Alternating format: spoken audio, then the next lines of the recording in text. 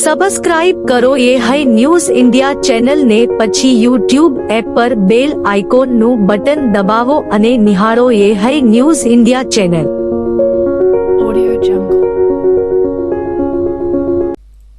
બનાસકાંઠા જિલ્લાના સરહદી પંથકમાં અકસ્માતના બનાવો દિન પ્રતિદિન વધી રહ્યા છે, જેમાં થરાદ ધાનેરા હાઈવે પર વડગામડા અને કોઠી ગામ વચ્ચે હાઈવે પર જઈ રહેલી ગાડી રોડ વચ્ચે અચાનક મોટરસાયકલ આવી જતા ગાડી ચાલકે બ્રેક મારતા ગાડી પલટી જવા પામી હતી. ગાડીમાં સવાર 5 લોકોનો આબાદ બચાવ થયો હતો અને સામાન્ય ઈજાઓ થતા સારવાર અર્થે નજીકની સરકારી હોસ્પિટલે ખસેડાયા હતા. જેમાં મળતી માહિતી મુજબ વેગનર ગાડી થરાદથી પાવડાસણ જતી હતી ત્યારે અચાનક રોડ પર બાઇક આવી જતા ગાડી ચાલકે બ્રેક લગાવતા ગાડી પલટી ખાઈ જવા પામી હતી. આગામી 26મી જાન્યુઆરી 2025ના રોજ દેશભરમાં 76મા પ્રજાસત્તાક દિનની ઉજવણી કરાશે. બનાસકાંઠાના દાંતા તાલુકા જીએમડીસી ગ્રાઉન્ડ ખાતે જિલ્લા કક્ષાના પ્રજાસત્તાક દિનની ઉજવણી કરાશે. જિલ્લા કલેક્ટર શ્રી મિહિર પટેલના અધ્યક્ષસ્થાને કલેક્ટર કચેરી સભાખંડ પાલનપુર ખાતે પ્રજાસત્તાક દિનના સુચારુ આયોજનને લઈને સંબંધિત અધિકારીઓ સાથે બેઠક યોજાઈ હતી.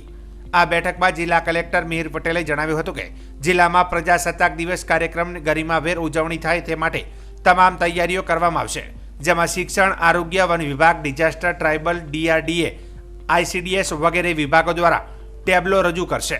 આ સાથે જ વિદ્યાર્થીઓ દ્વારા સાંસ્કૃતિક કાર્યક્રમનું આયોજન કરાશે તથા વિશિષ્ટ સિદ્ધિઓ મેળવેલ નાગરિકો તથા અધિકારીઓ કર્મચારીઓને પ્રશસ્તિપત્ર એનાયત કરવામાં આવશે. કાર્યક્રમમાં પોલીસ પરેડ, એનસીસી સ્કાઉટ સહિતના કાર્યક્રમો યોજાશે. આ બેઠકમાં જિલ્લા વિકાસ અધિકારી એમજે દવે, જિલ્લા પોલીસ અધિક્ષક અક્ષયરાજ મકવાણા, અધિક કલેક્ટર સીપી પટેલ, સર્વે પ્રાંત અધિકારીશ્રીઓ સહિત સંબંધિત અધિકારીઓ ઉપસ્થિત રહ્યા હતા. બનાસકાંઠા જિલ્લાના વાવ તાલુકાના મામલતદાર હામીરભાઈ વાઘેલાની બદલી કરવામાં આવી છે. નિષ્ઠાવાન અને પ્રમાણિકતા માટે અને દાદાના હુલામણા નામે જાણીતા મામલતદારની બદલી થતાં તાલુકાના અનેક અરજદારો અને આગેવાનોમાં નિરાશા જોવા મળી રહી છે. બદલી બાદ હામીરભાઈ વાઘેલાનો ભવ્ય વિદાય સમારંભ યોજવામાં આવ્યો હતો, જ્યાં વાવ તાલુકા ભાજપ પ્રમુખ પ્રકાશભાઈ વ્યાસ સહિત એફપીએસ સંચાલકો તેમજ એમડીએમના સંચાલકો મોટી સંખ્યામાં તાલુકાના વહીવટીતંત્રના અધિકારીઓ તેમજ તાલુકાના જુદા જુદા સમાજના આગેવાનો ઉપસ્થિત રહ્યા હતા, જ્યાં વિવિધ આગેવાનો કર્મચારીઓએ મોમેન્ટો અને શાલ આપી સન્માનિત કર્યા હતા. વહીવટી તંત્રના અધિકારીઓ અને કર્મચારીઓ તેમજ સ્થાનિક આગેવાનોએ પુષ્પ વર્ષા કરી સેવકગણો પણ ઝૂમી ઉઠી વિદાય આપી હતી. વાવ મામલતદાર એચબી વાઘેલા નિષ્ઠાપૂર્વક પોતાની જવાબદારી સંભાળી નાના મોટા માણસોનો ભેદભાવ કર્યા વિના પ્રમાણિકતાપૂર્વક અરજદારોની કામગીરી કરી છે. ખૂબ જ સારી રીતે પોતાની ફરજ નિભાવનાર અધિકારીની બદલીના સમાચાર મળતા ઘણા અરજદારો નિરાશ થઈ ગયા છે. સરળ અને હસમુખ સ્વભાવના એચબી વાઘેલાના કામથી અન્ય અધિકારીઓ અને કર્મચારીઓ પણ પ્રભાવિત હતા. ઓફિસમાં જરૂર પડે અન્ય અધિકારીઓ અને કર્મચારીઓ પણ યોગ્ય માર્ગદર્શન આપતા, જેથી ઓફિસના સ્ટાફને પણ તેમના પ્રત્યે આદર હતો. આવા અધિકારીની બદલી થતાં સ્ટાફના કર્મચારીઓ પણ નિરાશ જેવા થઈ ગયા છે.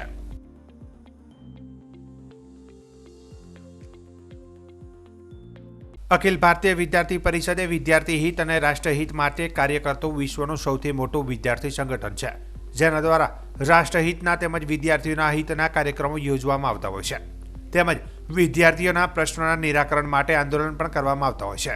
ત્યારે સ્વામી વિવેકાનંદ જયંતિ એટલે કે યુવા દિવસના ઉપક્રમે થરાદની દેવ વિદ્યા મંદિરમાં વક્તૃત્વ સ્પર્ધાનું આયોજન કરવામાં આવ્યું હતું, જેમાં 10 જેટલા બાળકોએ ભાગ લીધો હતો અને શિક્ષકો દ્વારા તેનું મૂલ્યાંકન કરવામાં આવ્યું હતું, જેમાં 1 થી 3 નંબર પર આવેલ વિદ્યાર્થીઓને સર્ટિફિકેટ આપી સન્માનિત કરવામાં આવ્યા હતા.